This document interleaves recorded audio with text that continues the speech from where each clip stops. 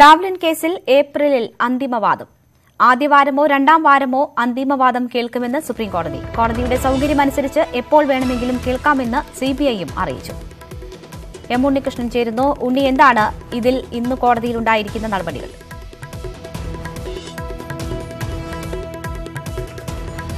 രേണുക, മുഖ്യമന്ത്രി പിണറായി വിജയൻ അടക്കമുള്ളവർക്കെതിരെ ലാവ്ലിൻ കേസിൽ സിബിഐ നൽകിയ അപ്പീലിൽ അന്തിമവാദത്തിനുള്ള സമയക്രമമാണ് സുപ്രീംകോടതി നിശ്ചയിച്ചിരിക്കുന്നത്. അന്തിമവാദം എപ്പോൾ വേണമെങ്കിലും തുടങ്ങാൻ തയ്യാറെന്നായിരുന്നു ജസ്റ്റിസ് എൻ വി രമണയും മോഹൻ ചാന്ദ്രഗൌഡരും അംഗങ്ങളായ സുപ്രീംകോടതി ബെഞ്ച് ഇന്ന് അറിയിച്ചത്. ഇന്ന് തന്നെ വാദം തുടങ്ങാം. സിബിഐയുടെയും ഒപ്പം എതിർഭാഗത്തിന്റെയും അഭിഭാഷകർ വാദിച്ചു തുടങ്ങിക്കോളൂ എന്നാണ് ജസ്റ്റിസ് എൻ വി രമണ ഇന്ന് കോടതിയിൽ പറഞ്ഞത്. എന്നാൽ സിബിഐക്ക് വേണ്ടി ഹാജരായ സോളിസിറ്റർ ജനറൽ തുഷാർ മേത്ത അറിയിച്ചത് കേസിൽ വിശദമായ വാദം കേൾക്കേണ്ടതായുണ്ട്, അതുകൊണ്ട് മറ്റൊരു ദിവസത്തേക്ക് കേസ് മാറ്റണമെന്നുള്ളതായിരുന്നു. അപ്പോൾ കോടതിയുടെ പ്രതികരണം ഈ കേസ് നീട്ടിക്കൊണ്ടുപോകാനാണ് സിബിഐ ഉദ്ദേശിക്കുന്നതെങ്കിൽ മാറ്റിവയ്ക്കാം എന്നായിരുന്നു. ഏതായാലും ഏപ്രിൽ ആദ്യവാരം കേസ് പരിഗണിക്കാനുള്ള തീരുമാനത്തിലേക്ക് കോടതി എത്താൻ പിണറായി വിജയന് വേണ്ടി ഹാജരായ മുതിർന്ന അഭിഭാഷകൻ വി ഗിരിയുടെ നിലപാടും കാരണമായിട്ടുണ്ട്. ഹോളി അവധി കഴിഞ്ഞതിന് ശേഷം മാർച്ചിൽ ഈ കേസ് പരിഗണിക്കാമെന്നാണ് അദ്ദേഹം അറിയിച്ചത്. രണ്ട് ഭാഗത്തു നിന്നുള്ള വാദങ്ങൾ കൂടി പരിഗണിച്ചാണ് ഏപ്രിൽ ആദ്യവാരമോ രണ്ടാം വാരമോ ലാവ്ലിൻ കേസിൽ അന്തിമവാദം തുടങ്ങാൻ സുപ്രീംകോടതി നിശ്ചയിച്ചിരിക്കുന്നത്. കൃത്യമായ തീയതി സംബന്ധിച്ച് സുപ്രീംകോടതി രജിസ്ട്രി പിന്നീട് ഉത്തരവിറക്കും. ഏതായാലും കേരളത്തിൽ തിരഞ്ഞെടുപ്പ് നടക്കുന്നതിന് മുന്നോടിയായി ആ ഒരു കാലയളവിൽ ലാവ്ലിൻ കേസ് സുപ്രീംകോടതിയിൽ വാദം നടക്കാനാണ് സാധ്യത ഉള്ളത്. വീണ്ടും ലാവ്ലിൻ കേസ് വാർത്തകളിൽ ആ ഒരു കാലയളവിൽ ഉയർന്നു കേൾക്കുന്നത് അത് സിപിഎമ്മിന് എത്ര കണ്ട് ഗുണകരമാകുമെന്ന കാര്യമാണ് അറിയേണ്ടത്.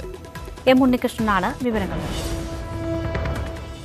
ഹർത്താലിൽ നിലപാട് കടുപ്പിച്ച് ഹൈക്കോടതി. കഴിഞ്ഞ ദിവസത്തെ യൂത്ത് കോൺഗ്രസ് ഹർത്താലുമായി ബന്ധപ്പെട്ട മുഴുവൻ കേസുകളിലും ഹർത്താൽ ആഹ്വാനം നൽകിയ ഡീൻ കുര്യാക്കോസിനെ പ്രതി ചേർത്തു. നഷ്ടപരിഹാരം ഡീനിൽ നിന്ന് ഈടാക്കാനും കോടതി നിർദ്ദേശിച്ചു.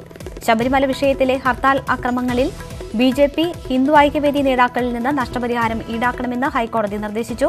ശ്രീധരൻപിള്ള, ശശികല, സെൻകുമാർ അടക്കമുള്ളവരിൽ നിന്ന് നഷ്ടപരിഹാരം ഈടാക്കും. എം എസ് അനീഷ് കുമാർ ചേരുന്നു വിവരങ്ങളുമായി. അനീഷ്, എന്താണ് ഹർത്താൽ അക്രമങ്ങളുമായി ബന്ധപ്പെട്ടും നഷ്ടവുമായി ബന്ധപ്പെട്ടും കോടതി നിർദ്ദേശിച്ചിട്ടുള്ളത്?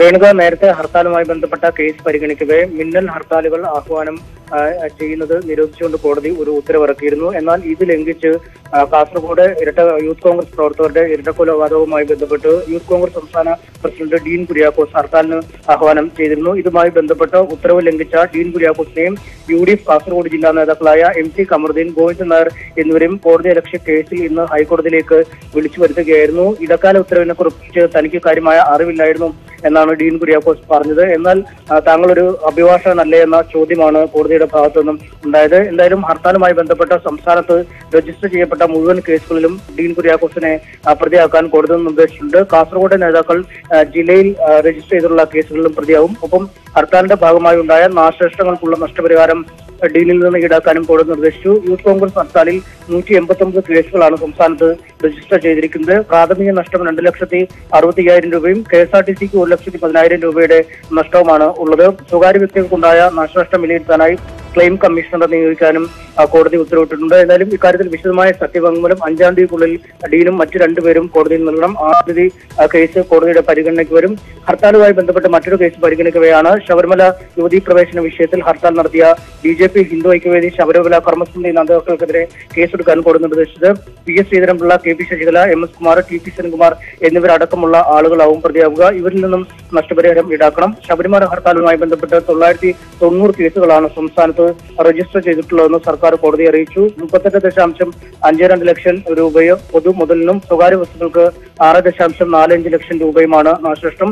KSRTCക്ക് മാത്രം 3 കോടി രൂപയുടെ നഷ്ടമുണ്ടായിട്ടുണ്ട്. 150 പോലീസുകാരടക്കം 202 പേർക്ക് പരിക്കേറ്റിട്ടുമുണ്ട്. എന്തായാലും വളരെ കർശനമായ നിലപാടാണ് ഹർത്താൽ വിഷയത്തിൽ ഇപ്പോൾ ഹൈക്കോടതി സ്വീകരിച്ചുകൊണ്ടിരിക്കുന്നത്. രേണുക, എം എസ് അനീഷ് കുമാർ വിവരങ്ങൾ നൽകി.